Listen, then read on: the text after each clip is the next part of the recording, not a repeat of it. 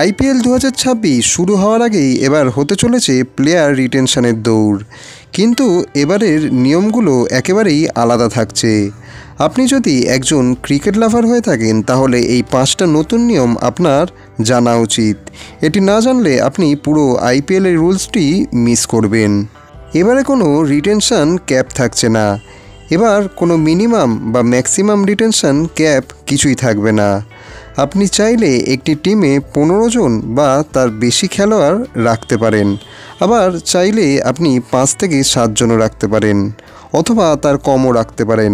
মোটমাট কোনো ক্যাপস নেই এখানে। দেশি বা বিদেশি সব কিছু এবার নির্ভর করবে দলের ইচ্ছের ওপর। এইবারের আইপিএলে কোনো আরটিএম থাকছে না। আরটিএম মানে হচ্ছে রাইট টু ম্যাচ কার্ড। এই কার্ড এবার থেকে বাতিল করা হচ্ছে। মানে আপনি যাদের রিটেন করবেন না তারা একেবারে ওপেন থাকবে, আর তারা ওপেন অকশনেও যাবে। আরটিএমের সেই পুরনো খেলা এবার থেকে বন্ধ হয়ে গেল।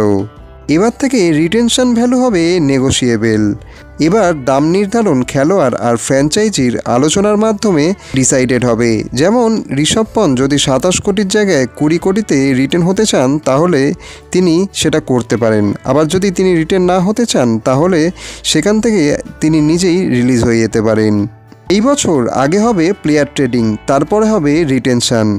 ধরুন যদি স্যামসং রাজস্থান থেকে চেন্নাইয়ে ট্রেড হন তাহলে চেন্নাইকে পরে তাকে রিটেন করতে হবে। এই বছর আইপিএলে একটি নতুন নিয়ম অ্যাড হয়েছে যার নাম হচ্ছে ডিনাইড রাইটস, খেলোয়াড়ের চূড়ান্ত সিদ্ধান্ত। এখানে সবচেয়ে গুরুত্বপূর্ণ নিয়ম একমাত্র এটি। এবার খেলোয়াড় নিজেই সিদ্ধান্ত নিতে পারবে সে সেই টিমে রিটেন হতে চায় কি না। ঋষভ পন্থ যদি না চান নিজে থেকে তাহলে কেউ তাকে জোর করে সেই টিমে ধরে রাখতে পারবে না। বন্ধুরা, আপনাদের মতে কোন খেলোয়াড়কে রিটেন করা উচিত আর কাদেরকে ছেড়ে দেওয়া উচিত বলে মনে হয়? কমেন্টে জানান অবশ্যই আপনার গুরুত্বপূর্ণ মতামত। খুব শীঘ্রই আমরা আমাদের চ্যানেলে রিটেনশন ও রিলিজ তালিকার সম্পূর্ণ আপডেট নিয়ে আসব, তাই দয়া করে চ্যানেলটিকে সাবস্ক্রাইব করে রাখবেন।